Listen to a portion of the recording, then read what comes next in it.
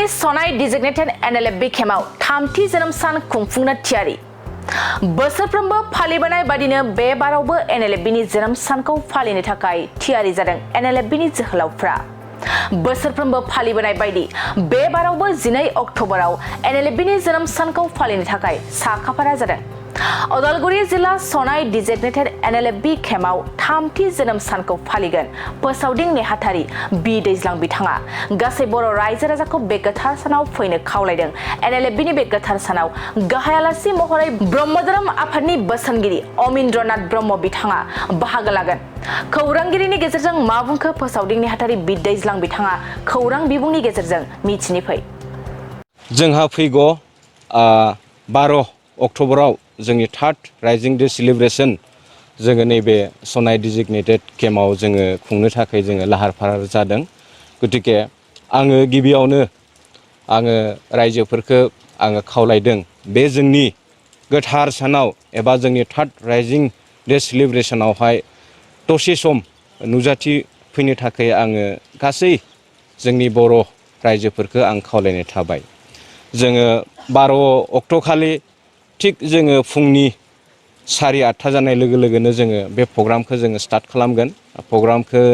जोङो flag 8:30 flag हस्टिंजों जोङो start खालामगोन बिनि उनावनो जोंहा आरो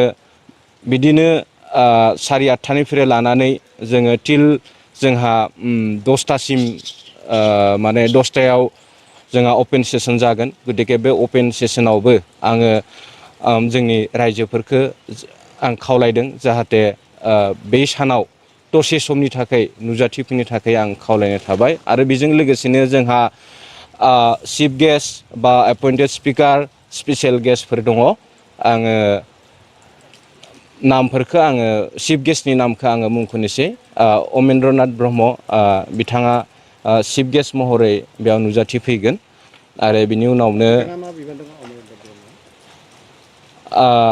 बिथाङा जाहैबाय एडभाइसार अल माने ब्रह्म धोरोम माने माबानि कमिटिनि बिथाङा एडभाइसार बिथाङा सफैगोन बिनि उनावनो जोंहा आरो गेस्ट अफ अनारफोर दङ पद्मश्री मंगल सिं हाज'वारि बिथाङाबो जोंनि बेयाव नुजाथिफैगोन बेनिखायनो आङो बेखिनियानो आं आरो खनसेबाव आङो खावलायनो नागिरदों जोंनि बर' समाजनि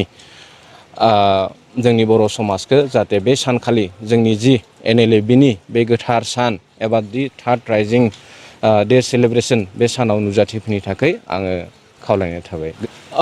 जोङो बेखौ 3000सो जोङो